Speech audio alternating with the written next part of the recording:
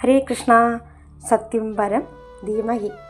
ഭാഗവതം ദശമസ്കന്ധത്തിൽ 2-ാം അധ്യായത്തിൽ ഭഗവാൻ ശ്രീ ഗുരുവായൂരപ്പൻ കൃഷ്ണാവതാരം എടുക്കാൻ പോകുന്നു എന്നറിയുന്ന സമയത്ത് ബ്രഹ്മാദി ദേവന്മാരുടെ അതിമനോഹരമായ ഒരു സ്തുതിയുണ്ട്. അതിലൊരു ശ്ലോകമാണ് സത്യവ്രതം സത്യപരം ത്രിസത്യം സത്യസ്യ യോനിം നിജം ച സത്യേ സത്യസ്യ സത്യമൃത സത്യനേത്രം സത്യാത്മകത്വം ശരണം പ്രപന്ന. ഇതിനർത്ഥം സത്യത്തിൽ വ്രതത്തോടു കൂടിയവനും സത്യപരനും ത്രിസത്യനും സത്യത്തിൻ്റെ കാരണവും സത്യത്തിൽ വർത്തിക്കുന്നവനും സത്യത്തിൻ്റെ സത്യവും സത്യദർശനം സത്യവാക്ക് എന്നിവയെ നൽകുന്നവനുമായ ആ സത്യസ്വരൂപനായ ശ്രീ ഗുരുവായൂരപ്പനെ ഞങ്ങളിതാ ശരണം പ്രാപിക്കുന്നു എന്നാണ് ബ്രഹ്മാദി ദേവന്മാർ സ്തുതിച്ചത്.